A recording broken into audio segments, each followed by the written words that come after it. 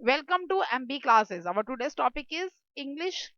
We are going to learning how to speak an English, how to use English language. Okay. So this is our introduction part and this is class second. And here we are in today's class we are going along with the introduction we are going to discuss about how you greet your friends or the relative members or the anyone and how what are the good manners. If you like the video, please like it, share it and subscribe my channel. First of all, we have already discussed the letters. So what is the meaning of letter? The group of letters. Letters means A, B, C, D. The alphabets are called the letters. Okay, the name of the letters are the group of letters का जो name है वो क्या है alphabets. Alphabets के जो group जो letters का जो group होता है उसे क्या कहा जाता है alphabets कहा जाता है. What is alphabet? A group of letters is called the the name of the letters is called the alphabet. A group of letters name is called the alphabet. तो word क्या है basically? When letters combine and having some meaning is called the word. जब भी letters combined होते हैं, काफी सारे letters दिए अलग अलग तरह से और उनको जोड़ दिया, उनका एक पर्टिकुलर कोई मीनिंग बन गया, तो उसे क्या कहा जाता है? वर्ड कहा जाता है. For example I am writing here the word English. में एग्जाम्पल ले जो इंग्लिश का. In English there are letters using आज E, then N, then G, then L, then I, then S, then H. Okay, so these are the letters. So how many letters are there in this word, particular word? There are total 7 letters. When these 7 letters are combined, they form a word English, which is a name of a subject which have a particular meaning. Okay, इसका एक अपना मतलब है और एक group बनता है तो उसे क्या कहा जाता है? वर्ड कहा जाता है. तो अब बात आती है सेंटेंस की. What is the sentence? When words combined and have some meaning is called sentence. जब वर्ड्स जुड़ते हैं और उनका एक पर्टिकुलर मीनिंग वाला सेंटेंस बन जाता है उसे क्या कहा जाता है? सेंटेंस कहा जाता है. For example, I am studying English. This time what you are doing? You are learning English. You are studying English. आप English पढ़ रहे हैं. So I am using a sentence. I am studying English. So how many letters? I is a letter. I is a word. Am is again a word. Studying is a word, and English is also another word. So, but you say that, ma'am, I is a letter. I is a letter also, and I itself a word, which means मैं. Word उसे कहते हैं जिसका कोई मतलब होता है. Okay, तो ये है आई एक लेटर है, ये जी सही है, लेकिन आई एक वर्ड भी है. Why it is considered as a word? Because I has own its own meaning. I का अपना ही मतलब है, इसको हम हिंदी में क्या कहते हैं? मैं. तो in this particular sentence there are 4 words. इसके अंदर कितने वर्ड्स हैं? 4 वर्ड्स हैं. तो these 4 words are combined and it forms a sentence. इसी को ही सेंटेंस कहते हैं. I am studying English. मैं इंग्लिश पढ़ रहा हूँ. Now, next is a paragraph. What is the meaning of paragraph? Paragraph is a group of sentences. When sentences combine and have some meaning and relation between them, कुछ sentences को हमने लिखा, वो combined हो गया तो उसे paragraph कहते हैं. उनका एक particular मतलब होना चाहिए, आपस में relate करते होने चाहिए. ये नहीं कि first sentence कुछ है, second sentence कुछ आपस में relation जरूर होना चाहिए. That is called a paragraph. उसे paragraph कहते हैं. For example, I am using example. I am a student. मैं एक student हूँ. I am studying English. मैं English पढ़ रही हूँ. I want to enhance my personality. मैं अपनी पर्सनैलिटी को एनहांस बढ़ाना चाहती हूँ. तो रिलेट कैसे हो रहे हैं कि मैं एक स्टूडेंट हूँ इसलिए मैं इंग्लिश पढ़ रही हूँ और मेरा मोटो क्या इंग्लिश पढ़ने का, ताकि मेरी पर्सनैलिटी और ज्यादा अच्छी हो जाए. तो in this particular sentence there is 3 sentences. इस पर्टिकुलर सेंटेंस के अंदर, पैराग्राफ के अंदर कितने सेंटेंसेस है? 3. First sentence is I am a student. Second is I am studying English. Third is I want to enhance my personality. ये 3 sentences है. ये तीनों सेंटेंसेस कंबाइंड होकर क्या कहा? पैराग्राफ कहा. ओके. तो अगर हम बात करें लेटर की तो कितने लेटर्स हैं? फर्स्ट सेंटेंस के अंदर, सॉरी वर्ड्स हैं. फर्स्ट सेंटेंस के अंदर there is a 4 words. Second sentence के अंदर again there is 4 words. In next there is 6 words. इससे की टोटल कितने हो गए? 6 + 4 + 4, that is total of 14 words. तो इस तरीके से वर्ड्स कैलकुलेट किया जाता है. ओके. नाउ अब बात करते हैं. ये तो हमें पता चल गया कि वर्ड्स किसे कहते हैं, सेंटेंसेस किसे कहा जाता है, पैराग्राफ किसे कहते हैं. तो अब हम बात करते हैं. We are going to start with speaking course. Speaking course की हम लोगों ने शुरुआत की है. तो स्पीकिंग कोर्स जो है बेसिकली जब भी किसी से बात करते हैं, आप कोई भी कम्युनिकेशन स्टार्ट करते हो, the first thing is come under salutations और यू कैन से ग्रीटिंग्स. तो सबसे पहली चीज आती है जब भी आप बोलना है, किसी से कम्युनिकेट करना है, तो आप क्या करोगे? सैल्यूट करोगे, सैल्यूटेशन यूज करोगे या फिर ग्रीटिंग. फॉर एग्जाम्पल, जब मैं अपना बात करना स्टार्ट करती हूँ थ्रू दिस पर्टिकुलर चैनल और through my videos, what I use, welcome to Mishika classes. I use to say this. This is my salutations to all my formal and informal friends. जो भी users हैं मेरे, जो भी मेरे followers हैं, उन सब से बात करने का मेरा वे है, मैं उनको सैल्यूट करती हूँ, ग्रीट करती हूँ। किस तरीके से ग्रीट करती हूँ? बाय सेइंग देम वेलकम, उनको वेलकम करके। तो in this way you can salute. तो सैल्यूट क्यों जरूरी है? The first thing you do that is your greetings, your salutation. The first word which you say when you meet is called the greetings, or you can say that, or when you ever talk to anyone, जब किसी से आप बात करते हो, या फिर जब भी आप कोई लेटर लिखते हो. Just only in the communication में सिर्फ मोर स्पीकिंग या टॉकिंग ही नहीं आता. The writing is also again the mode of a communication. Writing a letter to someone, writing a mail to someone, writing the message to someone, all comes under the greeting. सबसे पहले greeting जाती है by saying them a hello, the respected ma'am, respected sir, whatsoever the respected जो भी word greetings आप use कर जाते हो, you use that particular word and that is called the greetings. उसी greetings कहते हैं. Okay okay? किसी से भी बात करनी है, किसी से कुछ लिख के बात करनी है, ये बोलकर सब में क्या आएगी? ग्रीटिंग्स आएंगे, सैल्यूटेशंस आएंगे. It is a way to start a communication. In short हमें कह सकते हैं कम्युनिकेशन स्टार्ट करने का सबसे आसान और इजी वे क्या है? To greet the person. तो what are the greetings? Greetings किस पे डिपेंड करेगी? सबसे पहले the greeting is depending upon the age to whom you are talking. सबसे पहले डिपेंड करती है एज पे. अगर आपसे बहुत ज्यादा एज में बड़े, the person whom you are going to be talk is very elder to you, तो use the some formal words to them, respected words to them. If the person is younger to them, आपसे छोटे हैं, तो you can use the informal words just like a hi and hello also. Second thing is the relation. How the relation between you two persons, आप दोनों में relations कैसा है? Okay okay? तो वो भी एक important factor है. And the next factor is the position of a person. Person की पोजीशन कैसी है? पर्सन इज एज में बेशक आपसे बड़ा है, और रिलेशन में भी जो है आपसे एल्डर ही है, बट जो पोजीशन है उसकी वो आपसे हायर है उसकी. तो again the respected words is used. For example the boss of the companies, the boss होते हैं, या फिर जो टीचर्स यूज करती टू द प्रिंसिपल. टीचर्स भी एल्डर होती है, टीचर्स की पोजीशन भी छोटी नहीं है, बट जो टीचर का जो पोजीशन है प्रिंसिपल से छोटी ही है, तो दैट्स व्हाई दे यूज, जब एज में छोटी है प्रिंसिपल, जब बड़ी है, they always use the respected words.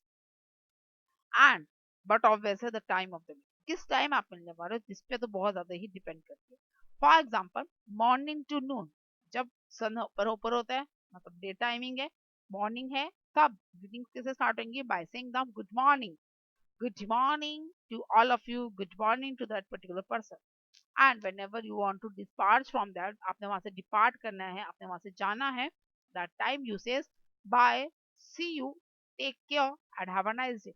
Any of these four salute you can use. आप इनमें से कोई भी एक greeting use कर सकते हो. Have a nice day, take care yourself, see you, bye, कुछ भी आप use कर सकते हो. Good morning is the use when you are going to arrive there, and departing bye bye, see you, take care and have a nice day. From noon to 4 p.m. जब noon से 4 p.m. का time होता है, that is the afternoon timing. So use good afternoon.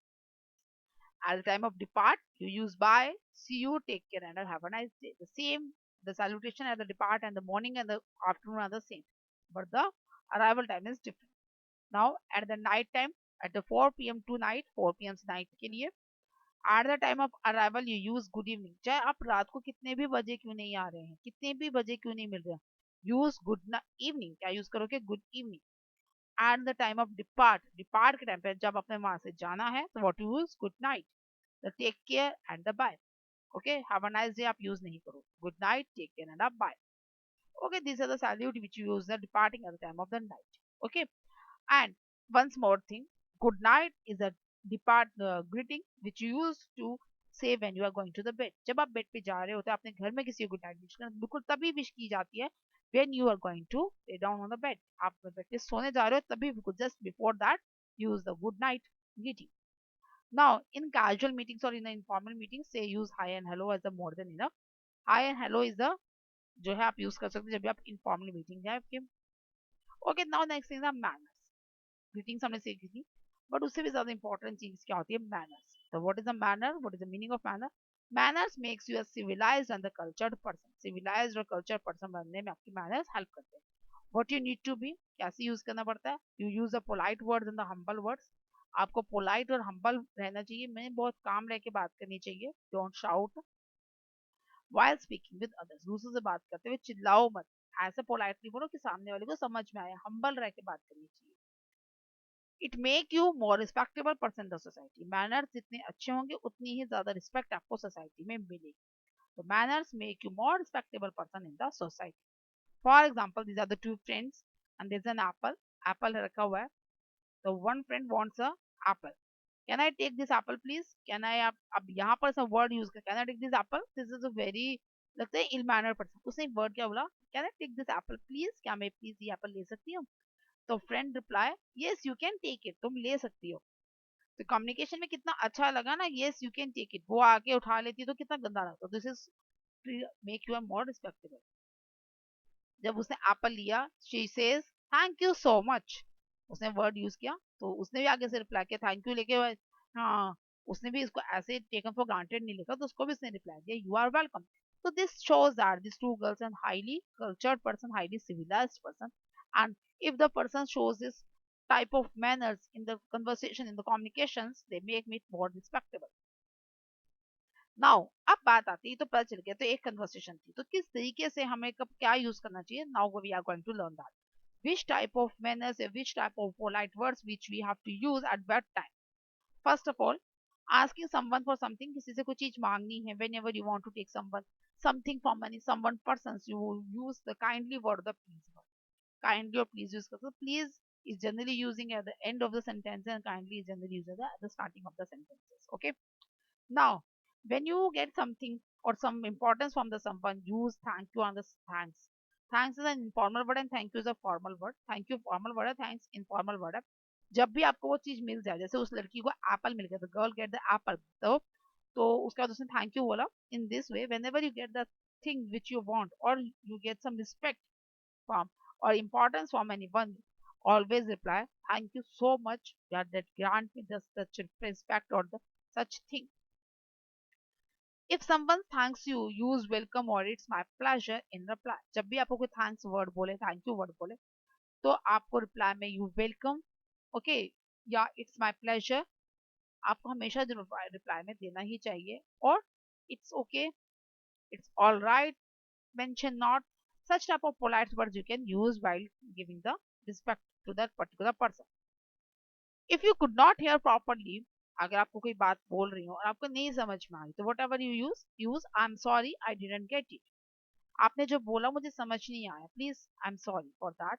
और you can say that excuse me will you please repeat, आप please दोबारा से repeat कर देंगे। तो this type of words you use whenever you can't hear properly, either on the telephone, either direct में, आप किसी से डायरेक्ट मिल रहे हो तब भी, या फिर आप किसी से कॉल पे बात कर रहे हो तब भी, both the time if you didn't get the word which the person want to explain you, which the person want to make you to communicate, so please say I'm sorry I didn't get it, or you can say that excuse me will you please repeat।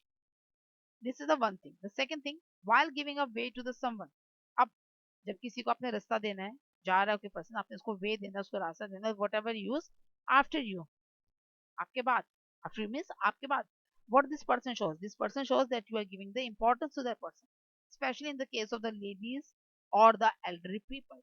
Ladies और elderly peoples के case में generally आपको way देना ही चाहिए, तो use after you and this gives that you are giving the more importance to that person and the person will think that this person is highly civilized person, so it make you get the more respect in the society। Now if you are interrupting in someone's talks, use sorry to interrupt you or then continue with your thought। अगर आपको दो person बात कर रहे हो, आपको बीच में उनको इंटरप्ट करना है और आप किसी से बात कर रहे हो, वो पर्सन को कंटिन्यूसली कुछ बोल रहा है, you want to interrupt that particular person, आपको उसको रोकना है बीच में, तो what you use sorry to interrupt you. Please मैं सॉरी हूँ, मतलब मैं आपसे माफी मांगता हूँ कि मैं आपको रोक रहा हूँ, टोक रहा हूँ, और फिर आप अपनी बात को कंटिन्यू कर सकते हैं if that person gives you the permission, अगर आपको परमिशन दे दे।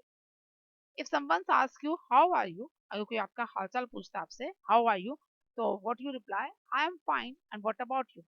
Always show the concern about that person. जो आप I am fine is the answer, how are you का आंसर आई एम फाइन है, ठीक है, I am all right, I am fine. अगर आप उससे साथ में पूछते हैं what about you, it shows that उस पर्सन को लगेगा कि आप भी कंसर्न हो उसकी हेल्थ को लेकर, उसके बारे में जानने में, तो again it will shows you the highly civilised person. In this way you can make you the get the more respect in the society by making you more civilized। These are simple manners, ये बिल्कुल simple से manners है। In next class we are going to use more magical words or more mannered words and how to improve your speaking, so how to improve your conversation. Till then, bye. And that's all for the today's class. Thank you.